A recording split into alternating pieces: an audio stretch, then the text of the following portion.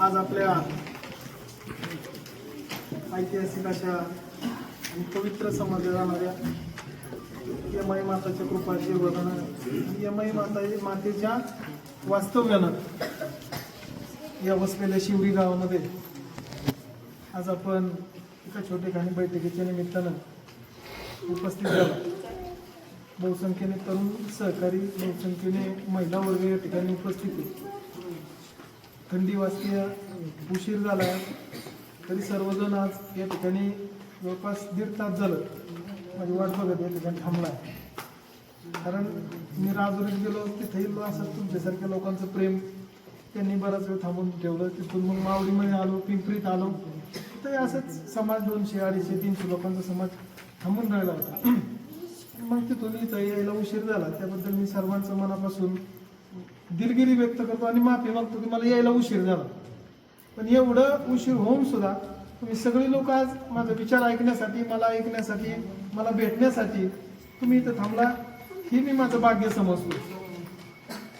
सगळ्यात महत्त्वाची गोष्ट, उद्याच्या काळात जिल्हा परिषदेच्या निवडणुका होत आहेत. जिल्हा परिषद म्हणजे स्थानिक स्वराज्य संस्थेमधील सर्वोच्च संस्था समजली जाते. म्हणजे विधानसभा नंतर जर नंबर लागत असेल तर तो जिल्हा परिषदेचा लागतो. मिनी मंत्रालय असं जिल्हा परिषदेला त्या ठिकाणी संबोधलं जातं. आणि मग जिल्हा परिषदेच्या माध्यमातून मी उद्याच्या काळामध्ये तुमचा सगळ्यांचा आशीर्वाद घेण्यासाठी आज आपण बैठक आयोजित केली. मला सगळ्यांचा आशीर्वाद घ्यायचा, सगळ्यांची साथ घ्यायची, सगळ्यांची सोबत घ्यायची. माझ्या बाबतीत तुम्ही सर्वांनी ऐकलं असेल, माझं नाव ऐकलं असेल, माझं काम ऐकलं असेल, माझ्या कुटुंबाची पार्श्वभूमी काही लोकांना माहिती असेल, काही लोकांना माहिती नसेल. थोडक्यात मी सांगतो. माझं नाव अमोल दत्तात्रय कामठे.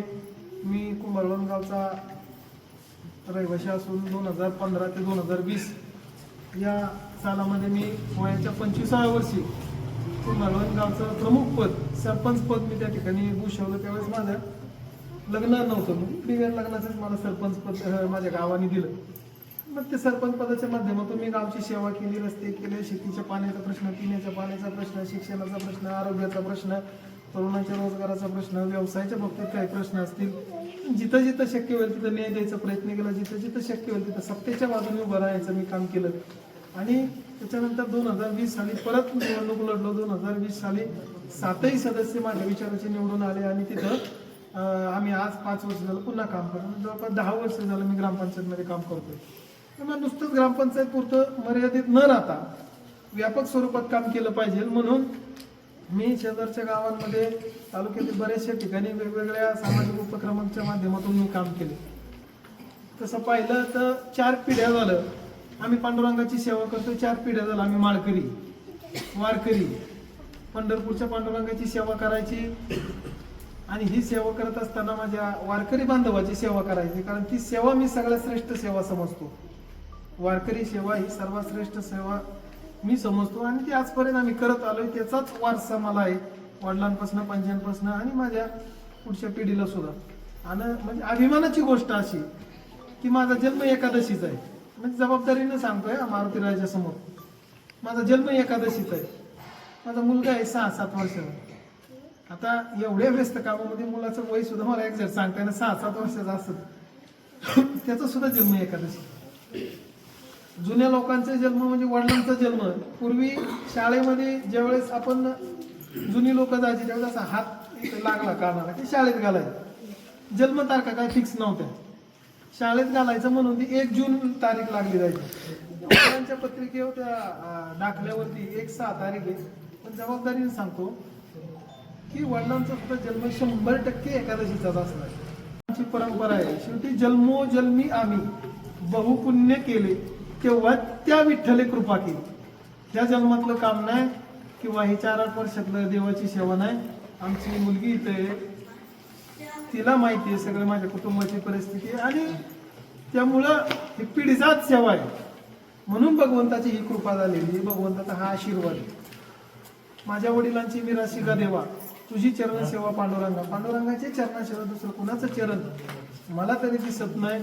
त्यामुळं आजचा हा जो समाज माझ्या पाठीशी उभा राहिलाय, जो 27 गावातील जिल्हा परिषदेच्या गटामधील जो समाज या ठिकाणी माझ्या पाठीशी उभा राहिला, मग हा समाज उभा राहत असताना आता तुम्ही सगळी लोक इथं उपस्थित राहिले, मग मी गरीब आहे का मी श्रीमंत आहे, मी कुठल्या पक्षाचा आहे, मी कुठल्या जातीचा आहे, मी कुठल्या धर्माचा आहे, हा विचार तुम्ही कुठे केला नाही.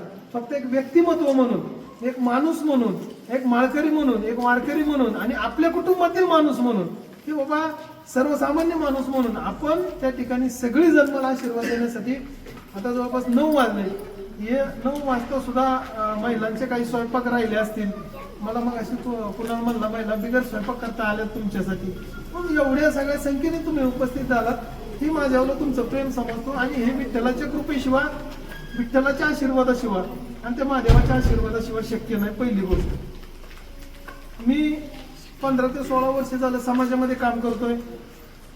2021 ला तुम्हाला आठवतंय सबंध महाराष्ट्र राज्यामध्ये दुष्काळ पडला होता आणि मग दुष्काळ पडलेला असताना काहीतरी वाढदिवसाच्या निमित्तानं मी दरवर्षी सामाजिक उपक्रम करत असतो. 2-3 वर्ष संपूर्ण गावं मी पंढरपूरला नेली. तुम्हाला आठवत असेल संत तेलुगू तुझी महाराजांची आमची पवित्र मानाची कावड आहे. आपल्या शिवरी गावाची सुद्धा ती शंभू महादेवाची कावड आहे. आपण सगळीजण शिखर शिंगणापूरला यात्रेनिमित्त जात असतो.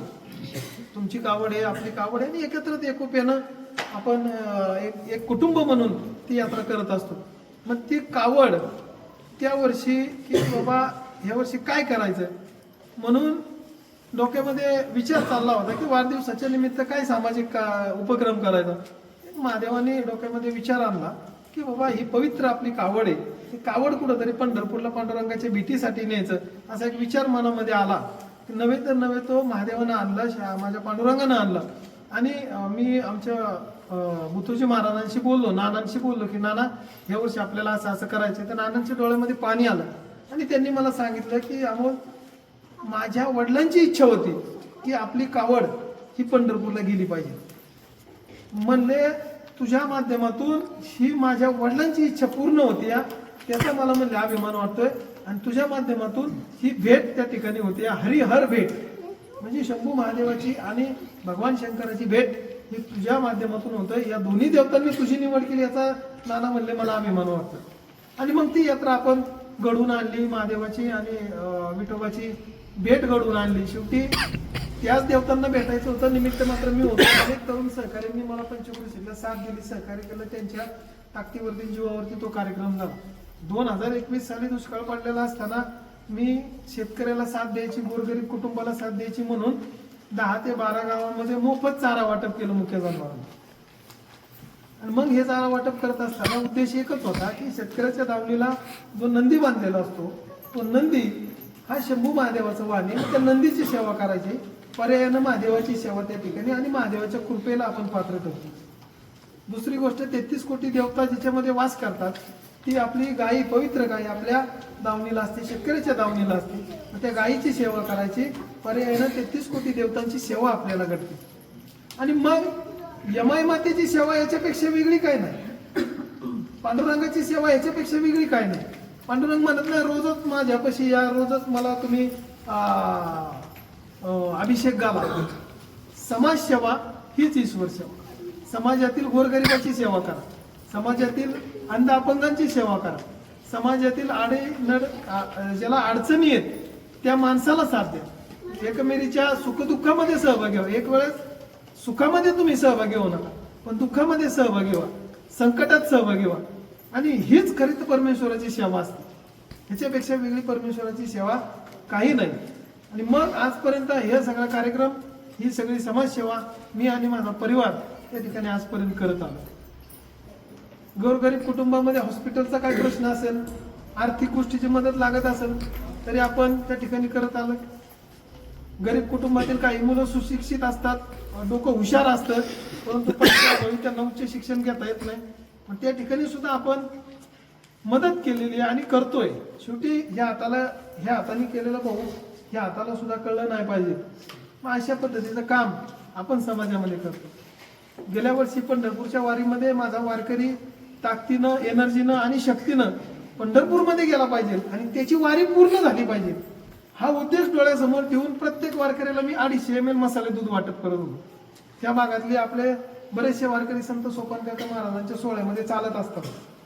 रोज एक पिशवी दुधाची वारकऱ्याला मी देत होतो की विनासायास न थकता पंढरपूरला वारकरी गेला पाहिजे आणि पांडुरंगाच्या दरबारात पोहोचला पाहिजे आणि त्याची वारी पूर्ण झाली पाहिजे. वारी एक वारी म्हणजे हे जन्मोजन्मीचं पुण्य सगळ्यांनी केली पाहिजे वारी आयुष्यामध्ये एकदा तरी, आणि मग ती वारी पूर्ण झाली पाहिजे म्हणून छोटासा हातभार म्हणून पांडुरंगाच्या आदेशानं त्यांच्या सूचनेनुसार आपण ही सेवा करत होतो. अनेक प्रकारच्या आपण समाजसेवेची कामं इथं तरुण सहकारी माझे बसलेत, आमचे खळदचे आहेत, आमच्या पंचक्रोशीचे आहेत, शिवरीचे आहेत. तरुणांना माझा स्वभाव माहिती आहे, माझं त्या ठिकाणी काम माहिती. माझ्यापर्यंत आलेला प्रश्न हा माझ्यापर्यंतच संपतो, त्याचं उत्तरच माझ्यापर्यंत मिळतं. त्याचं कारण म्हणजे भगवंताचा आशीर्वाद हा एकमेव त्याचं कारण आहे. शेवटी त्यांनी दिलेली मला ताकद, त्यांनी जोडलेली काही माणसं आणि त्यांनी दिलेलं प्रेम ह्याच्याच आधारावर मी लोकांना मदत करत असतो, तरुणांना सहकार्य करत असतो. तरुणांच्या बाबतीत उद्याच्या काळामध्ये जे काय रोजगाराचा प्रश्न आहे, शिक्षण आहे परंतु शिक्षणाप्रमाणे नोकरी नाही. BSc झालाय BSc केमिस्ट्री झालाय पण एखाद्या कारखान्यामध्ये तो शिपाई म्हणून काम करत असतो. मग त्यांची लेवल नाही, लेवल त्यांची त्या एखाद्या केमिकल सारख्या कंपनीमध्ये काम करण्याची, पगार पाणी चांगला मिळणं गरजेचं आहे. मग शिक्षणाप्रमाणे तरुणांना नोकरी देणं. काही तरुण व्यावसायिक आहेत, त्यांच्या अंगामध्ये कला आहेत, चांगले गुण आहेत, परंतु आर्थिक गोष्ट नसल्यामुळं, पैसे नसल्यामुळं त्यांना ते व्यवसाय करता येत नाही. मग त्यांना व्यवसायासाठी भाऊ आपल्याला आर्थिक गोष्टीची कोणत्या ना कोणत्या माध्यमातून उपलब्धता करून द्यायची आणि मग व्यवसाय चांगला चालला, वर्गा कुटुंबातील नोकरीला लागला, 2 पैसे कमवू लागला. मग ह्याच्यापेक्षा आनंद कुठल्या मुलाच्या आईबापाला वेगळा आनंद नसतो असं मला या ठिकाणी वाटतं. आपला मुलगा स्वतःच्या पायावर उभा राहायला पाहिजे, आपल्या मुलांनी 2 रुपये कमावले पाहिजे आणि आपला मुलगा त्या ठिकाणी समाजामध्ये नावारूपाला आला पाहिजे. हीच मला तर वाटते प्रत्येक आईवडिलाची अपेक्षा असते आणि ह्याच्यापेक्षा वेगळं मुलाकडून आईवडिलांची अपेक्षा वेगळी काही नसते. ती आपल्याला करायची, ती आपण करत आलोय आणि तेच काम आपल्याला उद्याच्या काळामध्ये करायचं. आता ह्यांनी बरेचसे सहकारी माझ्यासोबत असतात. कुठलाही कोणी पक्ष बघत नाही, काय बघत नाही, काय बघत नाही. माणूस म्हणून, माणसाने केलेलं काम म्हणून, कर्तृत्व म्हणून, नेतृत्व म्हणून आणि दातृत्व म्हणून सगळेजण आज माझ्यासोबत त्या ठिकाणी काम करतात. म्हणून उद्याच्या काळात जिल्हा परिषदेच्या माध्यमातून आपण सर्वांनी मला सहकार्य करा.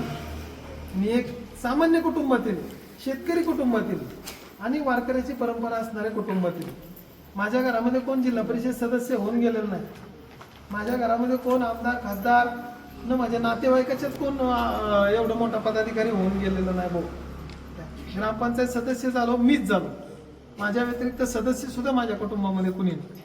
आणि मग एक सामान्य कुटुंबाची परंपरा आहे, कुणाचा वारसा नाही, कोण माझ्या घरात मोठा उद्योगपती नाही, न नातेवाईकांच्यात कोण उद्योगपती आहे. मला एकच वारसा आहे भाऊ, पांडुरंगाच्या सेवेचा वारसा. हाच खरं वारसा त्या ठिकाणी मला आज समाजात नावारूपाला आणतो. आपण महिलांसाठी खूप काम केलं. आता तुम्ही बघितलं होम मिनिस्टरचं मी जवळपास 4 कार्यक्रम तालुक्यात घेतले किंवा रोज तुम्ही लोक सकाळी पाठ उठता, काम करता, मुलांचं बघायचं, आपल्या पतीचं आवरायचं, त्याला मुलांना शाळेत पाठवायचं, त्यांचं आवरायचं, दिवसभर शेतात कष्ट करायचं, संध्याकाळी घरी आलं की परत स्वयंपाक करायचा, सगळ्यांना जीव घालायचं आणि सगळं उरकून 11-12 वाजता झोपायचं. मग दिवसभर ही दिनचर्या चालत असताना तुम्ही लोक त्या ठिकाणी स्वतःचं जीवन जगायचं विसरून गेलेलं. एक मानसिक तणावाखाली, एक जबाबदारीच्या ओझ्याखाली ग्रामीण भागातील महिला मंडळी त्या ठिकाणी ते जगत असतात. आणि मग त्यांना कुठंतरी व्यासपीठ तयार करायचं, कुठंतरी त्यांच्यामध्ये असणारे कलागुण समाजासमोर आणायचे. आणि म्हणून आपण होम मिनिस्टर सारखा एक आनंददायी कार्यक्रम, उत्साहवर्धक कार्यक्रम आपण त्या ठिकाणी महिलांच्यासाठी केलता. तर तुम्ही लोक त्यामध्ये सहभागी झाला होता. आज आपण अपेक्षा धरली होती भाऊ, 2-2.5 हजार लोकांची त्या खळदमध्ये आपण कार्यक्रम घेतला माऊली गार्डनला. 2-2.5 हजार लोकांची मी अपेक्षा धरली, तेवढ्याच लोकांचं जेवण म्हणालं होतं. पण महिला मंडळी 5.5-6 हजाराच्या आसपास आल्या. आपल्याला जेवण कमी पडलं, आपण नंतर जेवण परत वाढा, म्हणजे एवढा प्रतिसाद. महिलांनी तो कार्यक्रम अतिशय आनंदाने साजरा केला, अनुभवला. तुम्ही बघितलं किती गमतीशीर उखाणे महिलांनी घेतली, म्हणजे किती गमतीशीर उखाणे महिलांनी घेतली. आणि शेवटी एक त्यांनाही आनंद मिळणं गरजेचं आहे. शेवटी रोजच्या मानसिकता एक दबावाखाली कुठंतरी असते, एक कुठंतरी त्यांच्यामधले कलागुण दाबले गेलेले असतात, त्याला व्यासपीठ आपण निर्माण करून देणं, एक भाऊबीज भेट म्हणून एक कुठेतरी स्त्री शक्तीचा सन्मान करायचा. शेवटी स्त्री म्हणजे हे पार्वतीचं रूप आहे. स्त्री म्हणजे यमाई मातेचं रूप. मग ज्या घरामध्ये स्त्रीला किंमत दिली जाते, ज्या घरामध्ये स्त्रीची पूजा केली जाते, त्या घरामध्ये लक्ष्मी नांदते, त्या घरामध्ये आरोग्य नांदतं, त्या घरामध्ये सुख शांती समाधान नांदतं. हा माझा अनुभव. म्हणून महिलेचा सन्मान केला पाहिजे. आपण त्यांना एक भाऊबीज भेट म्हणून सन्मानाची मानाची एक साडी सुद्धा देतो. आणि मग अशा पद्धतीने आपण वेगवेगळ्या समाजातील घटकांमध्ये स्तरांमध्ये प्रत्येकासाठी आजपर्यंत काम करत आलो. आणि हेच काम उद्याच्या काळामध्ये आपल्याला या जिल्हा परिषदेच्या गटामध्ये करायचं. म्हणून सगळ्यांनी मला साथ द्या, सगळ्यांनी मला आशीर्वाद द्या, सगळ्यांनी मला मदत करा. पंढरपूरचा वारकरी आणि जिल्हा परिषदेचा मानकरी अशा पद्धतीचा बहुमान होण्यासाठी सगळ्यांनी मला आशीर्वाद द्या. एकच सांगतो की तुम्ही दिलेला आशीर्वाद आणि तुम्ही दिलेली साथ आणि तुम्ही केलेली मला मदत 100% त्या पांडुरंगाच्या दरबारात पोहोचल्याशिवाय राहणार नाही. 100% उद्या भगवान पंढरीश, कारण भगवान पंढरीश आणि त्याचा वारकरी, त्या वारकऱ्यावरती सगळे देव त्या वारकऱ्याला जवळ घेत असतात. सगळे देव, कुठलाही देव वारकऱ्यावर नाराज नसतो. म्हणून हा आदेशच मुळात वैकुंठातला आहे. हा इथल्या कुठल्या नेत्याचा आदेश नाही निवडणूक लढवणे, हा आदेशच मुळात वैकुंठातला आहे. मग हा आदेश वैकुंठात असल्यामुळे भगवान पांडुरंगाने निवडणूक हातात घेतलेली, ही शंभू महादेवांनी निवडणूक हातात घेतलेली. तुम्ही पाहताय की एक सामान्य कुटुंबातील मुलगा आज एवढ्या मोठ्या प्रस्थापितांना कशा पद्धतीने धक्क्यावर धक्के देतोय. रोज एवढे मोठे कार्यक्रम या गटातच नाही तर तालुक्याच्या कानाकोपऱ्यात आपलं नाव गेलं. तुम्हाला नातेवाईक सांगत असताल, तुम्ही अनुभवताय की एवढी मोठी ताकद आपल्या मागे पांडुरंगाने उभी केली. शेवटी त्याची कृपा असल्याशिवाय ही शक्य नाही. म्हणून त्याची कृपा झाली. उद्याच्या काळामध्ये जबाबदारीनं सांगतो, म्हणजे सांगताना भावनिक होतोय जरा. एवढं नातं पांडुरंगाचं माझं आहे, माझा श्वास आहे, माझा आत्मा आहे, आणि जे माझं काय आहे ते सर्वस्व माझा विठ्ठल आहे. उद्याच्या काळामध्ये भाऊ भगवान पांडुरंग आणि रुक्मिणी माता कुटुंबासहित या भागात प्रचाराला असणार. तुम्ही आज सांगतो तुम्हाला, शंभू महादेव कैलासातून आपल्या पार्वती सोबत आपल्या कुटुंबासोबत माझ्या प्रचाराला या ठिकाणी असणार. वेळोवेळी पावलोपावली तुम्हाला अनुभव येईल. हा फक्त ट्रेलर आहे, पिक्चर अजून खूप मोठा आहे. कारण एक आहे, ज्यावेळेस समाजकारण करत असताना, राजकारण करत असताना राजसत्तेला अतिश राजसत्तेला ज्यावेळेस धर्मसत्तेचा आश्रय मिळतो, म्हणजे राजकारण करत असताना ज्यावेळेस धर्माला धरून राजकारण होतं, शास्त्राला धरून राजकारण होतं, त्यावेळेस तुम्हाला आम्हाला सगळ्यांना गोरगरिबांना न्याय मिळतो. त्याचं एकमेव उदाहरण म्हणजे भगवान श्रीकृष्ण. भगवान श्रीकृष्ण हे अख्ख्या विश्वातील 1 नंबरचे राजकारणी होते. मग त्यांनी राजकारण केलं, शास्त्राला धरून केलं, धर्माला धरून केलं, म्हणून सामान्यांना न्याय मिळाला, म्हणून कौरवांचा पराजय झाला, म्हणून पांडवांचा विजय झाला, म्हणून सत्याचा विजय झाला, असत्याचा पराजय झाला, धर्माचा विजय झाला. मग त्याच पद्धतीचं राजकारण आपल्याला उद्याच्या काळामध्ये करायचं, आणि त्याच पद्धतीचं समाजकारण आपल्याला धर्माला धरून करायचं. कुठल्याही तरुणावर अन्याय होणार नाही, कुठल्याही महिलेवर उद्याच्या काळात अन्याय होणार नाही. ज्या ज्या तरुणावर अन्याय होईल, ज्या ज्या तरुणाला किंवा ज्या ज्या कुटुंबाला त्रास होईल, त्या ठिकाणी आपण सगळेजण मिळून ताकदीनं उभं राहू. अन्याय कुणाचा सहन करायचा नाही, दबाव कुणाचा सहन करायचा नाही. तुम्ही साथ देताय, योग्य व्यक्तीला साथ देताय, तुम्ही ताकद देताय, योग्य व्यक्तीला साथ देताय, आणि तुम्ही आशीर्वाद देताय एका पंढरपूरच्या पांडुरंगाच्या वारकऱ्याला आशीर्वाद देताय. त्यामुळं कुणालाही घाबरायचं काही कारण नाही, कुणाच्या दबावाला बळी पडायचं नाही. सगळ्यांनी एकत्रितरित्या हा उठाव करायचा. हा एक महायज्ञ आहे. हा महायज्ञातनं एका मोठ्या अशा फार मोठ्या गोष्टीची निर्मिती होणार आहे. त्यामुळे प्रत्येकाने आपली थोडी थोडी आहुती ह्या महायज्ञामध्ये दिली पाहिजे असं मला त्या ठिकाणी वाटतं. म्हणून मी सगळ्यांना हात जोडून विनंती करतो की उद्याच्या काळामध्ये तुम्ही मला ताकदीनं सहकार्य करा, ताकदीनं आशीर्वाद द्या. मी तुमच्याच कुटुंबातील आहे, मी तुमच्याच घरातील आहे आणि मी तुमचा मित्र आहे, तुमचा भाव आहे, कुणाचा मुलगा आहे. आणि मग मला आपण सगळ्यांनी साथ देताल यामध्ये मला शंका नाही. एवढा उशीर झाला, तुम्ही सगळेजण माझी वाट बघत थांबला, त्याबद्दल मी मनापासून तुमचं मनापासून आभार व्यक्त करतो, ऋण व्यक्त करतो. आणि शेवटी जसा मी माझा प्रचार करतो तसा आपल्या पांडुरंगाचा प्रचार आणि प्रसार करणं मला त्या ठिकाणी योग्य वाटतं. म्हणून जाता जाता एक उपदेश करतो की ज्या भक्त पुंडलिकाच्या आईवडिलांच्या सेवेमुळं भगवान पंढरीशाला वैकुंठ सोडून पंढरपूरमध्ये यावं लागलं. आणि आज 28 युग समाजाच्या कल्याणासाठी, सत्याच्या उद्धारासाठी आणि न्यायासाठी भगवान पंढरीश पांडुरंग विटेवरती डबरेवरती हात ठेवून त्या ठिकाणी पंढरपूरमध्ये उभे आहेत. त्याच पद्धतीच्या आई वडिलाची सेवा माझ्या तरुण सहकार्याने प्रत्येकाने आपल्या आई वडिलाची सेवा करावी. गळ्यामध्ये पवित्र तुळशीची माळ घालावी आणि रोज 10 मिनिट का होईना रामकृष्ण हरिमंत्राचा जप करावा. आयुष्याचा उद्धार झाल्याशिवाय राहणार नाही. एवढंच एक मी जाता जाता सर्वांना सांगतो. पुन्हा एकदा आपल्या सर्वांना मी आभार व्यक्त करतो आणि ऋण व्यक्त करतो की एवढ्या मोठ्या संख्येने आपण या ठिकाणी उपस्थित झालात. आणि सर्व माझ्या तरुण सहकार्यांनी हे आजचं नियोजन केलं. कुणाल असेल, अभि असेल, अक्षय असेल, संतोषदादा असतील, भाऊ असतील आणि गणेश असेल, ही सर्वच मंडळी आमचे खळदचे सहकारी आले त्या ठिकाणी. आपण सर्वच मंडळी या ठिकाणी उपस्थित झालात, मला साथ दिली. मी सर्वांचा मनापासून आभार मानतो, ऋण व्यक्त करतो. ताईंनी ज्या काही 2 गोष्टी मांडल्या, पिण्याच्या पाण्याच्या बाबतीचा जो काही प्रश्न आहे आणि या अस्मिता भवनचा जो काही प्रश्न आहे, ताई 100% सांगतो, तुमच्या ज्या काही मागण्या आहेत उद्याच्या काळामध्ये हा जिल्हा परिषदेमध्ये गेलेला वारकरी तुम्हाला शब्द देतो की तुमचा एकही प्रश्न प्रलंबित राहणार नाही. प्रत्येक प्रश्न मी सोडवण्याचं काम करेन. हा कोणी नेत्याने दिलेला शब्द नाही किंवा कोल्हे पुढाऱ्यांनी दिलेला शब्द नाही, हा एका पांडुरंगाच्या सेवकांनी आणि वारकऱ्यांनी दिलेला शब्द आहे. त्यामुळे तो शब्द पूर्ण करायची जबाबदारी पांडुरंगाची आहे. त्यामुळे त्याच्यामध्ये तुम्ही निश्चिंत राहा. देवाने एकदा काम हातात घेतलं की ते थांबत नाही, ते पूर्णत्वातच जात असतं. म्हणून सगळ्यांची सगळी कामं होत राहतील. हीच 2 कामं नाही, अजून काही कामं असतील ते आपण सगळी कामं मार्गी लावायचा प्रयत्न करू.